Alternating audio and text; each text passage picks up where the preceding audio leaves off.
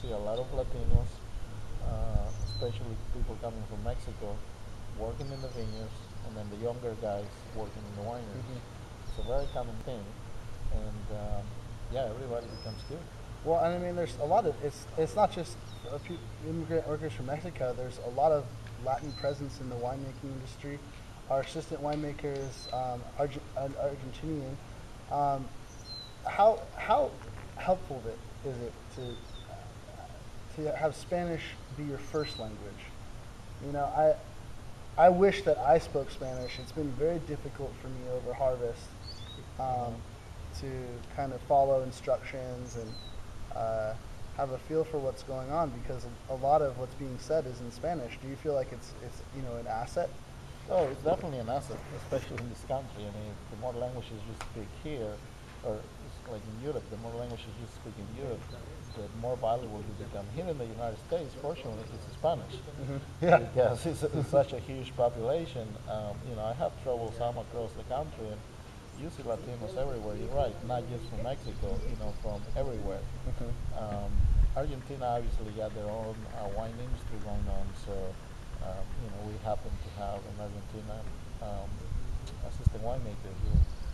So it helps a lot for people like me to be able to communicate in our own language when it comes to following instructions. It Right. really make it really easy and very convenient, very comfortable for us to even do a better job, because you're able to understand everything. When you have to follow instructions in English, I mean, I have spent a lot of time studying the language, and I still have trouble understanding some stuff sometimes. Well, and you speak really good. Yeah, so having it in Spanish really makes a huge difference, especially for a lot of people who don't speak the English. So tell me about yourself. Tell me your story. Oh, my story. Yeah, I mean, you're from Mexico. It's pretty simple, just like everybody else. I came when I was a kid, 17 years old, almost 18. I went and started looking for a job, and I noticed that I couldn't understand what people were saying. Yeah. So I said, oh, okay. So when you were 17 coming into the country, you didn't speak hardly any English. I spoke very few words that I learned from my dad in Mexico, because when my dad was younger, he also used to come to this country. And so he learned some English, and then when I was a kid in Mexico, he taught me some of those words, such as coffee, orange, donuts, simple things like that. The things you need to know: coffee, orange, donuts. Yeah. You're good. Yeah, breakfast, ham and eggs. So I knew a couple of those that I will never forget them, because I learned them from him. But that's nothing when you face the real world. That's right. And the really workplace, nothing. yeah. You go looking for a job, you cannot say donut or coffee. So that was a real strike for me when I show up at a place. I remember it was a Taco Bell. Somebody said, you should go look for a job there, because the manager speaks Spanish, and he should hire you, because they're looking for people. So I said, okay, I'll go. And so I went there, and I spoke Spanish, obviously, and the guy replied to me in English. And I was like, come on, I know you speak Spanish. They told me you speak Spanish. You know I don't understand English, so what's the big deal? Yeah. So I got really frustrated, and at that point, that was when I made my decision that I wasn't going to work. I decided that I was going to go to school to learn the language. So instead of trying to look for another job somewhere else, I got so frustrated that day that I said, okay, I need to learn the language in this country. So I decided to go to school with the support of my older brother, and from then on, school is school, and once I felt comfortable with the language, then I started looking for a job. I happened to be very lucky to have good employers throughout my time here in the United States. My first employer was in a microbrewery in Petaluma. So right away you got, the beer and wine industry are kind of just like two. Yeah, I got really hooked into it. So I remember asking my boss at that time. what brewery was it? I'm sorry. Sonoma Brewing Company. Okay. It's called Dempsey's. It's a real pub in Petaluma. And I remember asking him, if I really want to learn how to make good beer. And he says, well, you got to start by tasting it. I could do that, So So I said, okay, that sounds like fun. Yeah. So at this time, I was only 18 years old. You know, I wasn't even supposed to be allowed to drink, but I wasn't drinking. I was tasting, obviously. Wait, so you learned the language in about a year? Uh, no, I learned the language a little bit. I came here in May, and then May, June, July, August, I went to a library every day to study. I would just grab the dictionary and look for words and things that I wanted to learn. I didn't know how to pronounce them, but I knew the meaning. So if I saw something written, I would know what it meant. No. And then No. Aaron, come on. Thank you. Just 10 more minutes. That's it.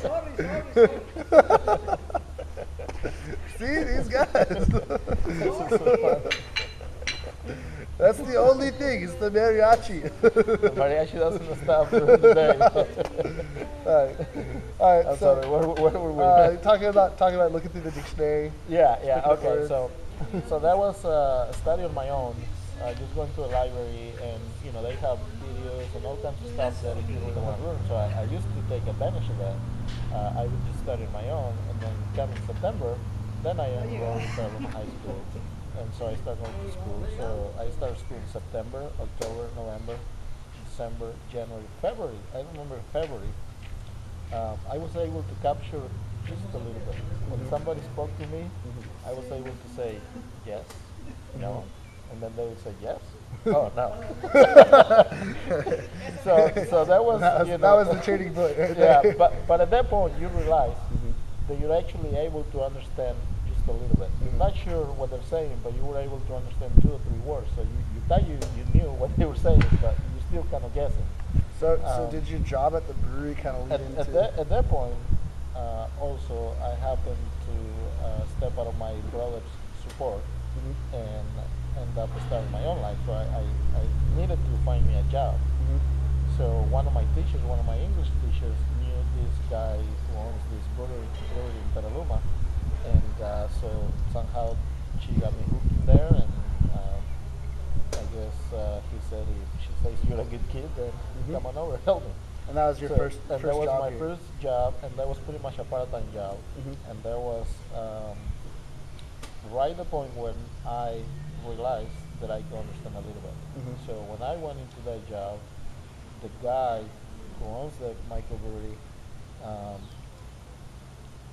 spoke not much Spanish, but between his little Spanish and my little English, we started communicating and getting the job done, which was the important thing. You don't need much English to to get the job done. You just need a little bit. Yeah. You just need a little bit.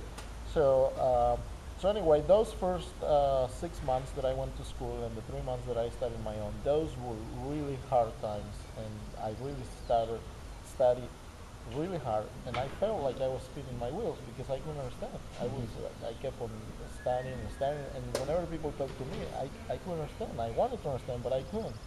So after those 9 months, then I was able to understand just a little bit. And the fact that I got that job with that guy, and he kept on speaking English to me even though I didn't understand, that helped a lot. So from that point on, everything became easier and easier, and I started learning more and more and more. So having a job where they speak English to you all the time at the beginning, it helps a lot. And so that was the beginning of my alcohol experience. That was the beginning of my career. And it started right away. I mean, Yeah, it started pretty much right away. So I spent, I finished my high school and I was still there. I went to San Rosa JC, San Rosa Junior College, and I was still working in my brewery. I left the college, and at the time I left the college, I also left that job. And somehow, life, you never know what has prepared for